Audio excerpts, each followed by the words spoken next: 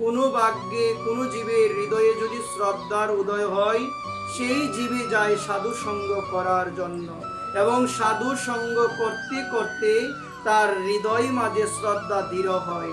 একদিনে হবে না, সাধু সঙ্গ করতে করতে যথার্থ সাধুর শ্রীমুখে নির্গলিত হরিকথা ভাগবতীয় কথা শ্রবণ করতে করতে আমাদের এই চিত্তরূপী দর্পণটা আস্তে আস্তে মার্জন হয়ে যাবে। এই জন্য আমার মহাপ্রভু বলছেন চেইত দর্পণ মার্জনম, এই চিত্তরূপী দর্পণটাকে মার্জন করতে হবে।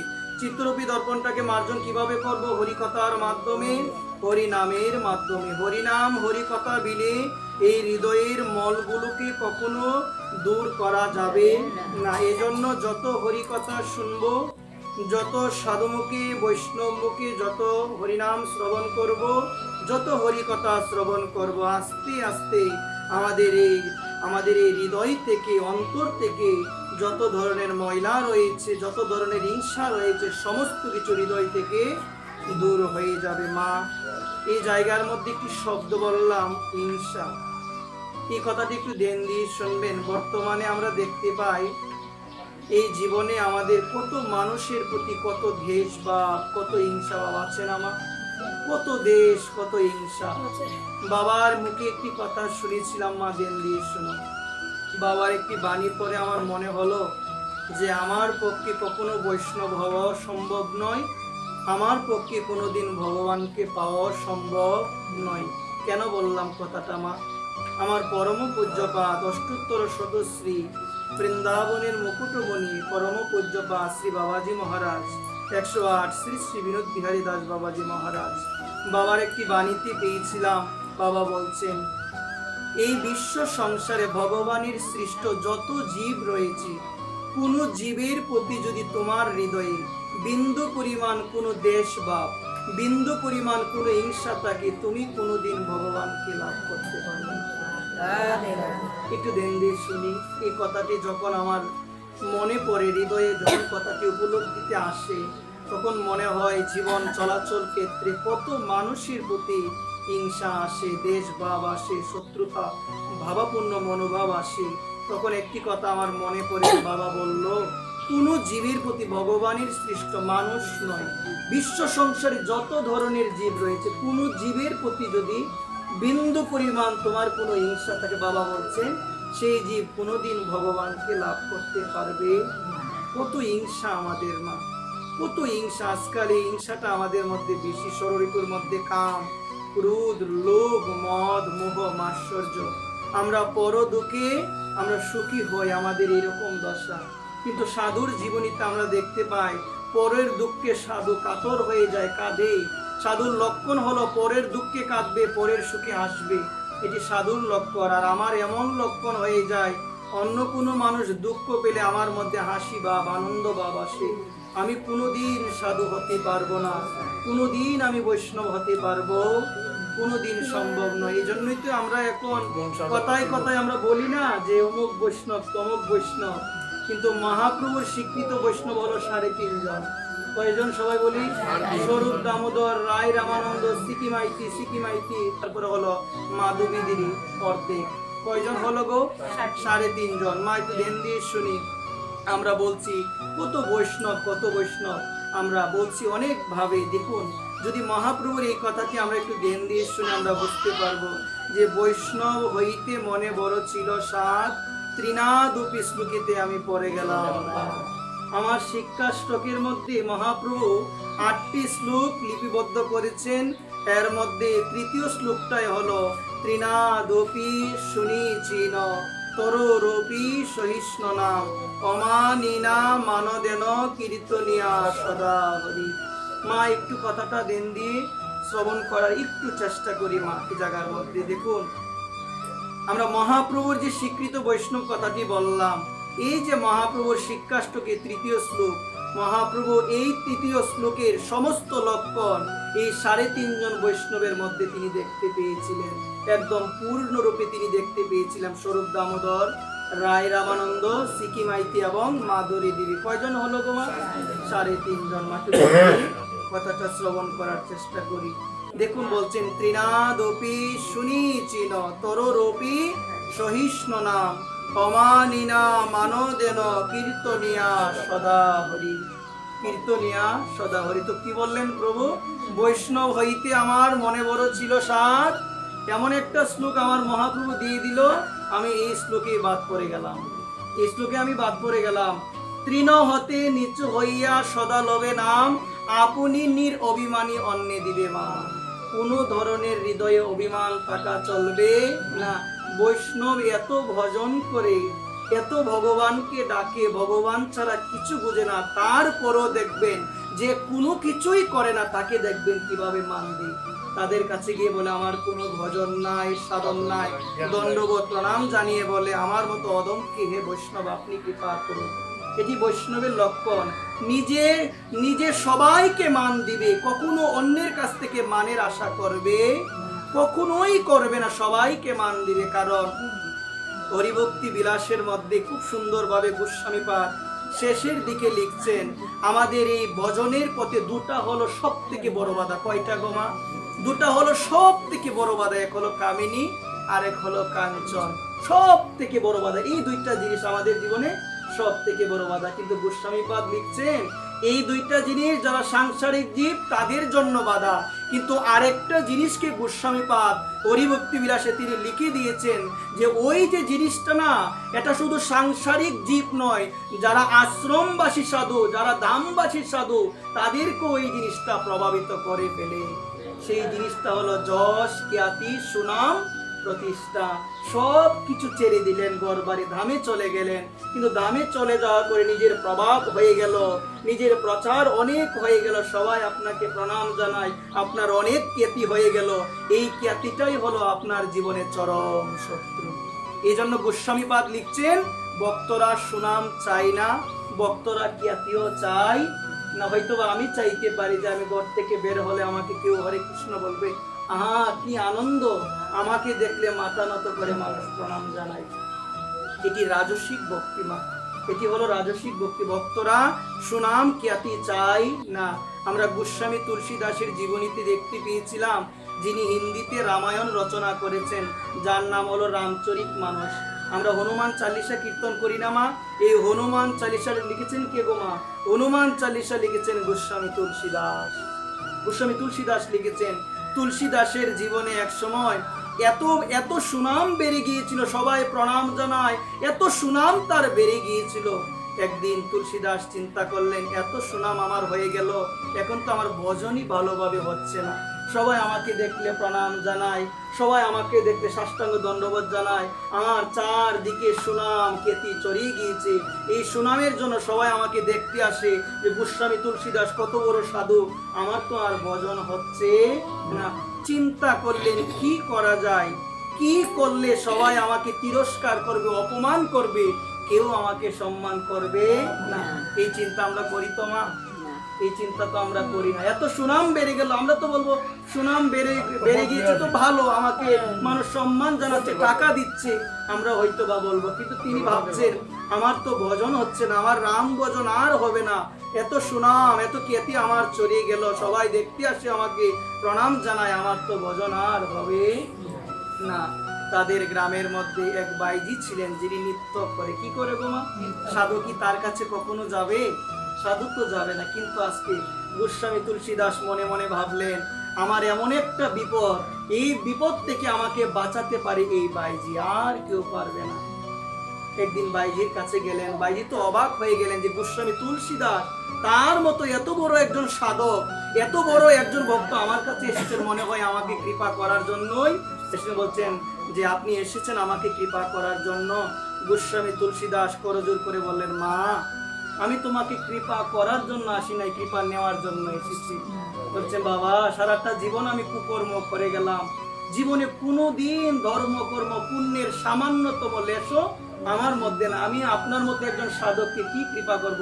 বলছে মা তোমারই কৃপা লাগবে, আমি এসেছি, তুমিই পারবে আমাকে বাঁচাতে। বলছে কি হয়েছে বাবা? সমস্ত ঘটনা খুলে বলে। বলছে মা চারদিকে আমার সুনাম বের হয়ে গিয়েছে, মা চারদিকে এত সুনাম হয়েছে মা, আমার ভজন হচ্ছে না মা, তোমার কাছে নিবেদন মা, আমি আমার গ্রামের বাজারের মধ্যে তোমার কাঁধের মধ্যে হাত রেখে আমি একটু বাজারটা পরিক্রমা দিব, যেন সবাই দেখে বলে যাকে এতদিন সম্মান করতাম ওই গোস্বামী তুলসীদাস সে বাইজির হাতে, বাইজির গলার মধ্যে হাত রেখে সে ঘুরে বেড়ায়, আর তাকে সম্মানই করব না। আহা, কি চিন্তা, আর আমার কি চিন্তা।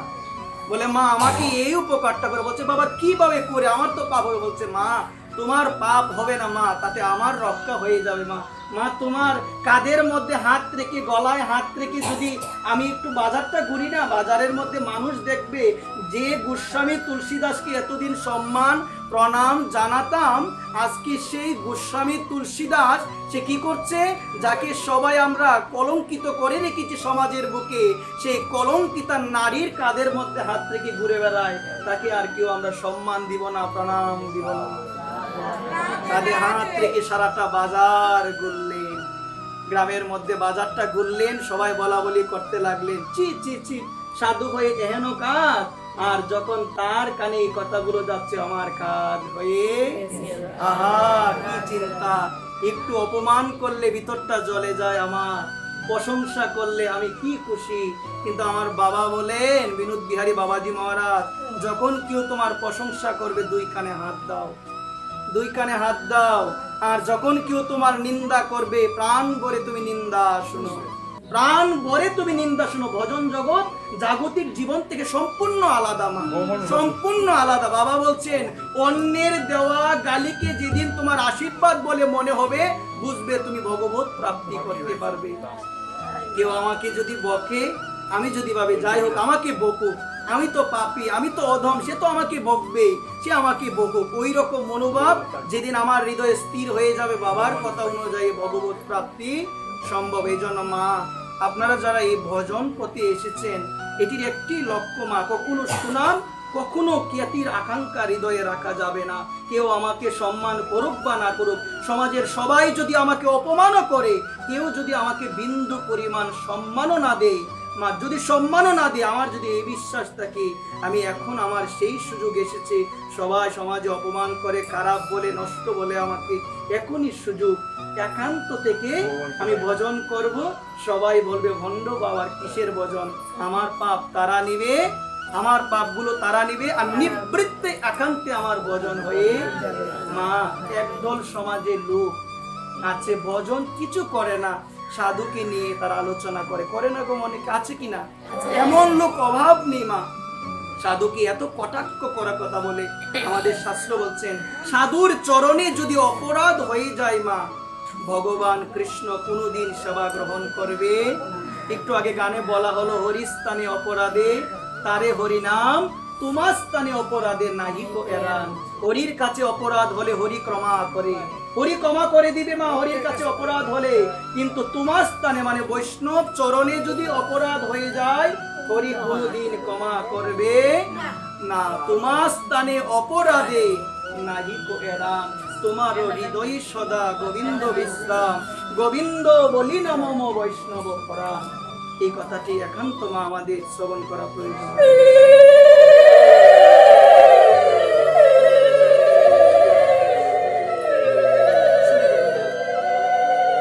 এই জন্য আপনাদের মতো সকল বহু অনুরাগী, নিতাই অনুরাগী ভক্ত চরণে নিবেদন, তাহলে ভক্তকে সম্মান চাই, আবার সম্মান চাই ভক্ত মা, যে আমি তিলক দিয়েছি, কোনটি মালা দিয়েছি, সবাই আমাকে সম্মান করবে। বৈষ্ণব যারা যথার্থ বৈষ্ণব হয়, তারা সবাইকে মান দিবে, সবাইকে মান দিবে মা।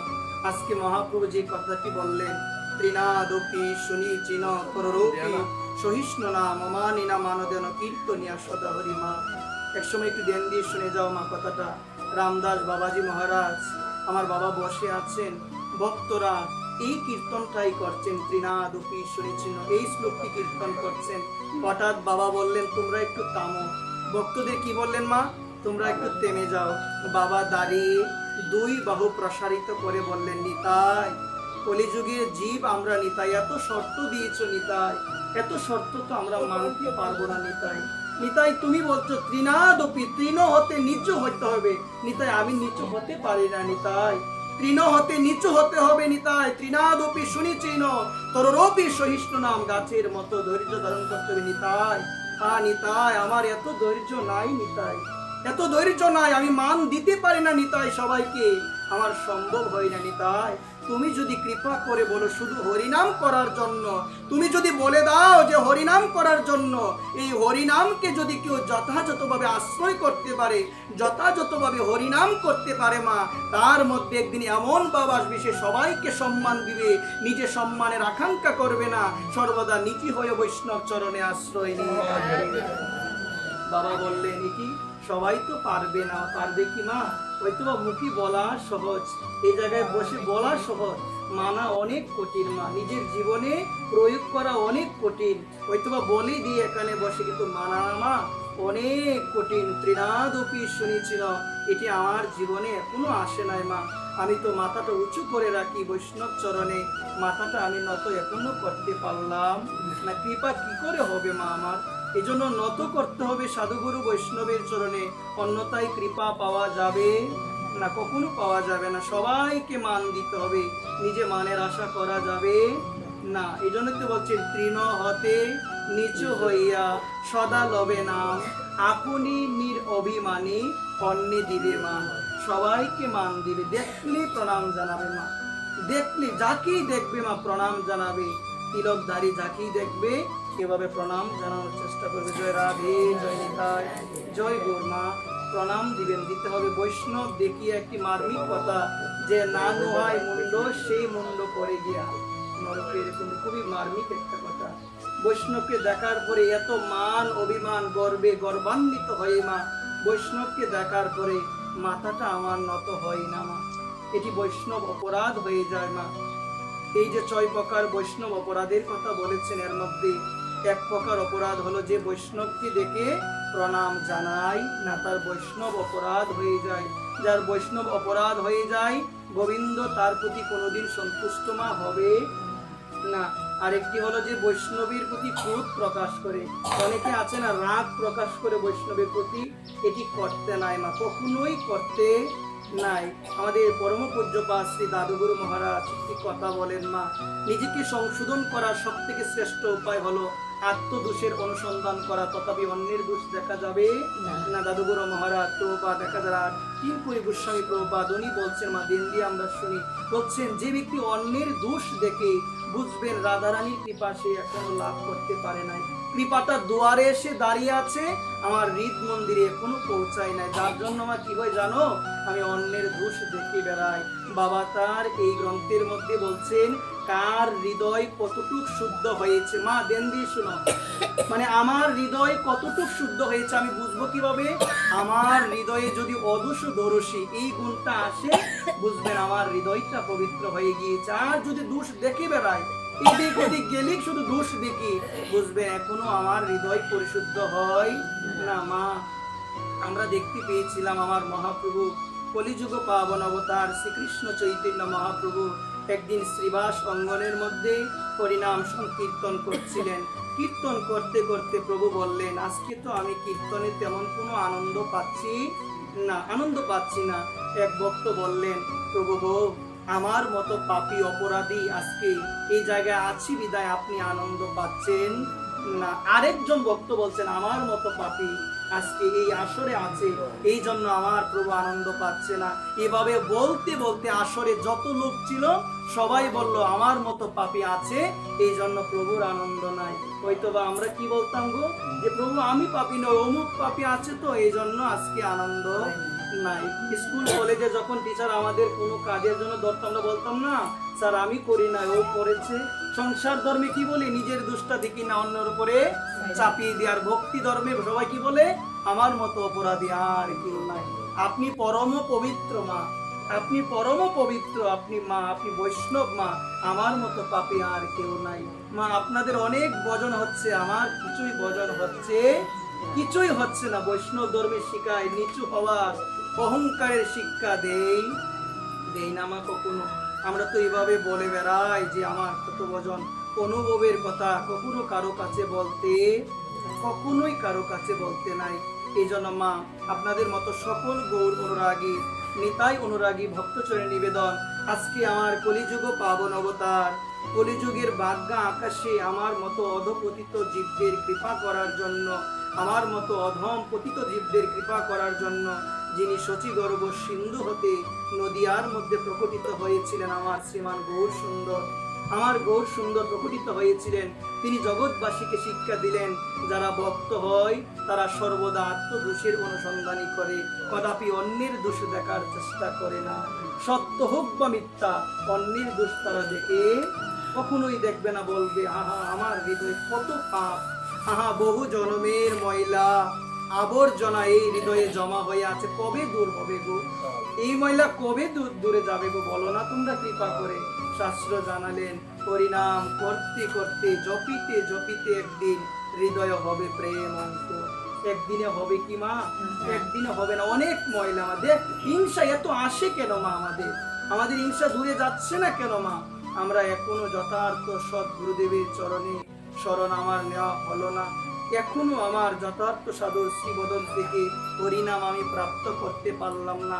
এই জন্য মনে হয় কি মা, আমার হৃদয় থেকে এখনো এই পাপগুলো, হিংসাগুলো, কামনা বাসনা দূরে যাচ্ছে। যতদিন না পর্যন্ত যথার্থ সদ্গুরুদেবের চরণে আমি আশ্রয় না নিতে পারবো, এই সররিপুকে গড়ে বসে থেকে আমি শাস্ত্র পড়েও জয় করতে পারবো সম্ভব নয়। কামনা, এই জন্যই বলছেন দেহের চয় কানা, তারা কেউর কথা কেউ শোনে না, সাধন পথে চলতে আমায় করে গো মানা। আমার দেহে মা শত্রু আছে। আমার বাবা বলে এই হৃদয়রূপ ক্ষেত্রের মধ্যে মুক্তি রয়েছে, ওই হৃদয়রূপ ক্ষেত্রের মধ্যে বন্ধন রয়েছে, এই হৃদয়ের মধ্যে জ্ঞান রয়েছে, এই হৃদয়ের মধ্যে অজ্ঞান রয়েছে। এই জন্য মা, এই হৃদয়ের মধ্যে জ্ঞান, এই হৃদয়ের মধ্যে ভোগ, এই হৃদয়ের মধ্যে বাসনা, যার জন্য অনাদিকাল এই কষ্ট, যাতনা, যন্ত্রণা আমাদের ভোগ করতে হয়। এই জন্য মা, যতদিন না হৃদয় কৃষ্ণ চরণে, নিতাই চরণে, আমার গুরুদেবের চরণে সমর্পিত না হবে, ততদিন পর্যন্ত দুঃখময় সংসারে আমাকে বারংবার আসতে হবে, আবার যেতে হবে। এই জগৎ সুখে থাকার জায়গা, এটি দুঃখালয়ম। এখানে সবাই আমরা তাপিত হচ্ছি, দুঃখ পাচ্ছি। এই জন্য কেউ যদি সুখ লাভ করতে চায়, প্রাপ্য ভজস্যমাম, হে অর্জুন তুমি আমার ভজন করো, তাহলেই তুমি সুখী হতে পারবে, তাহলেই তুমি দুঃখ থেকে মুক্তি লাভ করতে পারবে। এই জন্য কার ভজন করতে হবে মা? গীতায় বলছেন সর্বধর্মান পরিত্যাজ্য, সমস্ত কিছু পরিত্যাগ করে দাও, মাম একং শরণং ব্রজ, একমাত্র আমার শরণ। পঞ্চদিকে মন দেওয়ার কথা বলেছেন কি মা? বলে নাই মা। ভাগবতী খুব সুন্দরভাবে বলছেন, গাছের গোড়ায় জল দিলে যেমন ডালপালায় আলাদা করে দিতে হয় না, তেমন ভগবান কৃষ্ণের সেবা করলে আলাদা করে অন্য কারো পূজাও করতে হয় হয়ে যায়। ভগবানকে পূজা করলে সমগ্র দেবদেবীর সেবা পূজা হয়ে যায়, আমার ভগবানকে পূজা করলে। এই জন্য মা শুনো, দেন দিয়ে শুনো, কথা না বলে একটু শুনো। এই জন্য সকল অনুরাগী, নিতাই অনুরাগী সুধীবৃন্দ, একটু আমরা শুনি। সর্বধর্মান পরিত্যাজ্য মামেকং শরণং ব্রজ, অহং তাং সর্ব পাপৈভ্যো মোক্ষয়িষ্যামি মা শুচো। এই জায়গায় বলছে মা, আমরা শুনি। এই জায়গায় বলছে আমি তাকে সমস্ত পাপ থেকে মুক্ত করে দিব। মা, একটি বিশেষ প্রশ্ন হৃদয়ে জাগে। এখানে বললেন সর্বধর্মান, মানে সমস্ত ধর্ম। কোন ধর্মকে বললে মা? ইসলাম ধর্ম, খ্রিস্টান ধর্ম, বুদ্ধ ধর্ম পরিত্যাগ করার কথা বলেছেন মা? না মা, ব্রাহ্মণ ধর্ম, ক্ষত্রিয় ধর্ম, বৈশ্য ধর্ম, রাজ ধর্ম, শূদ্র ধর্ম, সমস্ত কিছু, গৃহস্থ ধর্ম, ব্রাহ্মণী ধর্ম, সমস্ত কিছু ত্যাগ করে শুধুমাত্র আমার চরণে। পরিচয় দিয়েছেন প্রভু পরিচয় দিয়েছেন। কি পরিচয় দিয়েছেন? আমি ব্রাহ্মণ নই, আমি বৈশ্য নই, আমি শূদ্র নই, আমি ব্রাহ্মণীও নই, আমি গৃহস্থীয় নই। আমি কি জানো? সেই ভগবান অনাদিরাদি গোবিন্দ, সর্বকারণের কারণ ভগবান শ্রীকৃষ্ণের, তার চরণের দাসের দাসের অনুরাগ। এটি পরিচয়, এটি হলো আমার পরিচয়। কত অহংকার, জন্মের অহংকার। বলে কি আমার গোবিন্দ মিলে? অনেকে বলে গো আমার উচ্চকুলে জন্ম হয়েছে। মা, উচ্চকুলে জন্ম নিয়ে যদি ভজন সাধন কিছু না হয়, ভগবানকে পাওয়া যাবে কি? পাওয়া যাবে না। শুচি হয় মুচি যদি কৃষ্ণ তেজে, মুচি হয় শুচি যদি কৃষ্ণ ভজে। যথার্থ ভক্তি থাকলে সবার কাছে প্রসাদ পাওয়া যায়, যদি ভক্তি সবার ভিতরে যদি থাকে। আর আমার ভিতরে ভক্তি নাই, উচ্চকুলে জন্ম নিল, আমার কাছে পাওয়া যাবে না, পাওয়া যাবে না। মা লক্ষ্মী শিক্ষা দিয়েছিল, চন্ডালের ঘরে মা প্রসাদ পেয়েছিল, অন্য জাতের ঘরে তিনি প্রসাদ পাওয়া নাই। মা লক্ষ্মী জগৎকে শিক্ষা দিল, যার হৃদয়ে ভক্তি আছে সে যদি নিচকুলেও জন্ম নেয় তার ঘরে প্রসাদ পাওয়া যাবে, প্রসাদ পাওয়া যাবে। নিচকুলে জন্ম নিল, ভক্তি হৃদয়ে থাকতে হবে। এমন কোন শাস্ত্রের সিদ্ধান্ত দেই নাই যে জ্ঞানের মাধ্যমে ভগবানকে পাওয়া যায়, বলে নাই যে বিভিন্ন ধরনের যাগযজ্ঞের মাধ্যমে ভগবানকে পাওয়া যায়, বলে নাই। গীতায়ও বলছেন, সমগ্র ভাগবতী বলছেন, সমগ্র শাস্ত্রের মধ্যে নিখিল বিশ্ব ব্রহ্মাণ্ডে যত শাস্ত্র রয়েছে সিদ্ধান্ত দিয়েছেন ভগবানকে পেতে গেলে ভক্তি ছাড়া ভগবানকে পাওয়া যায় না, ভক্তি ছাড়া পাওয়া যায় না। গীতায় বলছেন, ভক্তা মাম অভিজানতি জাবান যষ্টাস্মি তত্ত্বত, বলছেন একমাত্র ভক্তির মাধ্যমে আমাকে জানা যায়। আর ভগবানকে যদি না জানতে পারি আমাকে বারংবার মৃত্যুময় জগতে আসতে হবে, আবার যেতে হবে।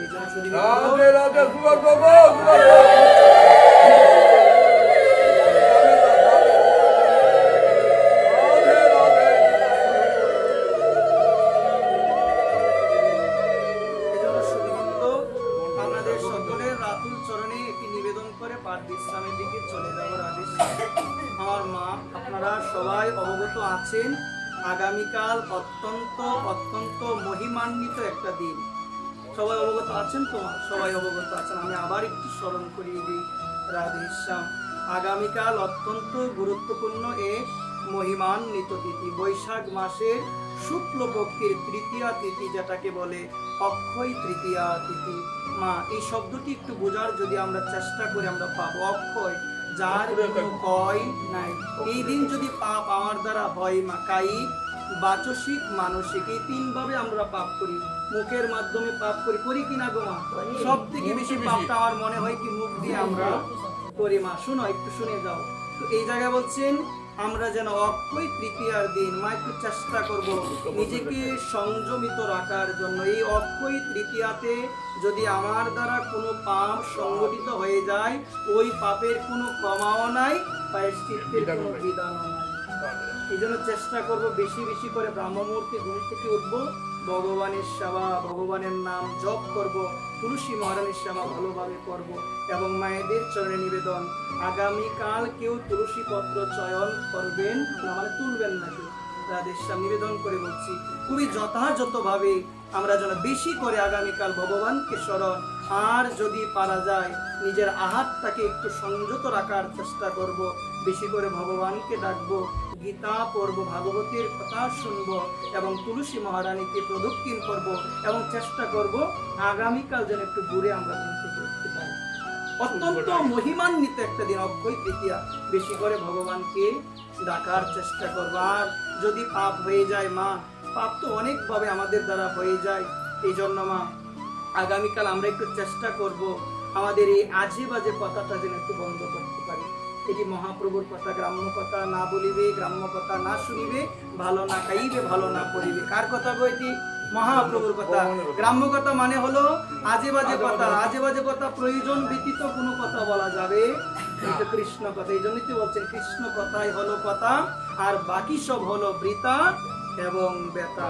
এই জন্য আগামীকালটা সম্পূর্ণরূপে একটা দিন দেওয়া যায় না ভগবান, এক বছর মধ্যে একদিন ভাত না গো, দেওয়া যায় কিনা? না সকলের চরণে নিবেদন করে বলছি আগামীকাল কথা না বলে আগামীকাল দিনটা যেন একটু ভালোভাবে কথা কম বলি। এই জন্য সকল ভক্ত চরণে আমি অদম নিবেদন করে বলবো, এই অক্ষয় তৃতীয়ার একটু মহিমা বলিমা একটু মন দিয়ে শোনেন। এই অক্ষয় তৃতীয়ার দিন আমার ভগবান বিষ্ণুর ষষ্ঠ অবতার পরশুরাম এই ধরণীতে আবির্ভূত হয়েছিলেন। নাম শুনেছেন পরশুরাম? এই যে আমরা লাঙ্গল বন্ধে যাই না স্নান করার জন্য, অষ্টমী স্নান, এই স্নানটা কিভাবে এসেছে? পরশুরামের মাধ্যমে কিন্তু এসেছে। ওই আগামীকাল অক্ষয় তৃতীয়ার দিনে পরশুরাম ভগবানের একজন অবতার, তার আবির্ভাব অনেক মহিমা মা। তারপরে বলছেন এই অক্ষয় তৃতীয়ার দিন রাজা ভগীরথ আমার মা গঙ্গাকে স্বর্গ থেকে মর্ত্যের মধ্যে নিয়ে এসেছিলেন। গঙ্গাতে আমরা স্নান করি না, ওই গঙ্গা মা কবে এসেছিলেন? ওই অক্ষয় তৃতীয়ার দিনে রাজা ভগীরথ তপস্যা করে স্বর্গ থেকে মাকে মর্তের মধ্যে নামিয়ে এনেছিলেন, আমাদের মতো অধপতিত জীব যেন গঙ্গা মায়েতে অবগাহন করে যেন আমরা পাপ মুক্ত হতে পারি, এই জন্য নিয়ে এসেছেন। তারপরে বলছেন এই অক্ষয় তৃতীয়ার দিনে বেদব্যাস মহাভারত রচনা শুরু করেছিল, এই অক্ষয় তৃতীয়ার দিনে। তারপরে বলছে এই দিনেই দেবী অন্নপূর্ণার আবির্ভাব হয়েছিল। এই জন্য নিবেদন, যথার্থ বৈষ্ণব যথার্থ ব্রাহ্মণকে একটু অন্নদান করলে বিশেষ বিশেষ মঙ্গল হবে। যারা প্রসাদ বুঝি বৈষ্ণব রয়েছে, যারা আমার ভগবানকে বিশেষভাবে ভালোবাসে, তাদেরকে যদি 10টা টাকাও আপনি দিতে পারেন, যারা প্রসাদ বুঝি বৈষ্ণব, আপনার বিশেষ বিশেষ আপনার মঙ্গল হবে। অন্ন দিলে বিশেষ মঙ্গল, কারণ এই দিন দেবী অন্নপূর্ণার আবির্ভাব হয়েছিল। বলো রাধে রাধে রাধে শ্যাম। তারপরে বলছেন এই অক্ষয় তৃতীয়ার তিথিতে সত্যযুগের উদয় হয়েছিল। কোন যুগের? সবাই বলি আমরা, সত্যযুগের উদয় হয়েছিল। তারপরে বলছেন এই তিথিতে কুবের তপস্যা করে মহাদেবকে সন্তুষ্ট করেছিল এবং মহাদেব তাকে অতুল সম্পদ অতুল ঐশ্বর্য তাকে প্রদান করেছিলেন। কুবের সন্তুষ্ট করেছিল, এই জন্য অনেক জায়গার মধ্যে ধনকুবেরের পুজো করা হয়, গণেশের পুজো করা হয় এই জায়গায় এই দিনের মধ্যে। তারপরে বলছেন দিন দিয়ে আমরা শুনি এই অক্ষয় তৃতীয়ার দিনে পরম ভক্ত ভগবানের শ্রেষ্ঠ এক ঐকান্তিক অনুরোধ ভক্ত মা, কথা না বলি সুদামা, তিনি দেখা করেছিলেন দ্বারকায় গিয়ে আমার ভগবানের সঙ্গে। সবাই তো কম বেশি লীলাটা আমরা জানি, দ্বারকায় গিয়েছিলেন শ্রী সুশীলার কথা শুনে যে ভগবানের সঙ্গে দেখা করার জন্য যেন তার দারিদ্র কি হয়ে যায় গো, মোচন হয়ে যায়। এমন অনুরাগী ভক্ত কোন দিন দেখা করেছিল? অক্ষয় তৃতীয়ার দিনে দেখা করেছিল। ভগবান তার সমস্ত অভাব মোচন করে দিয়েছিল। কিন্তু ভগবানের কাছে কিছু চেয়েছে কি? ভগবানের কাছে কিছু চাইবে। ভক্ত কখনো কিছু চাইবে না। অন্তর্যামী ভগবান, তিনি সব জানেন, তিনি প্রত্যক্ষদর্শী, তিনি সব কিছুই দেখছেন। তারপরে এই অক্ষয় তৃতীয়ার দিনে দুঃশাসন দ্রৌপদীর বস্ত্র হরণ করতে চেয়েছিল। কত মহিমা মা, চিন্তা করে দেখো, এই অক্ষয় তৃতীয়ার দিনে এবং আমার ভগবান তাকে রক্ষা করেছিল। বস্ত্রের মধ্যে আমার ভগবান প্রকটিত হয়ে দ্রৌপদীকে দুঃশাসনের হাত থেকে সেদিন রক্ষা করেছিলেন। তারপরে বলছেন এই অক্ষয় তৃতীয়ার দিনে পুরীধামে জগন্নাথ দেবের রথযাত্রা উপলক্ষে রথ নির্মাণ শুরু হয়ে গেছে। আরেকটি বিশেষ কথা মা, একটু ধ্যান দিয়ে শুনবেন। আমরা এর আগের বছরও বলেছিলাম এই অক্ষয় তৃতীয়া থেকে চন্দন যাত্রা শুরু হয়। 21 দিন কি দিবেন ভগবানকে? সারা অঙ্গে চন্দন লেপন করবেন, দিতে হবে মা, ভগবানকে চন্দন দিবেন। এই আগামীকাল থেকে শুরু হয়ে যাবে রাধেশ্যাম। তারপরে বলছেন মা, ধ্যান দিয়ে শোনো।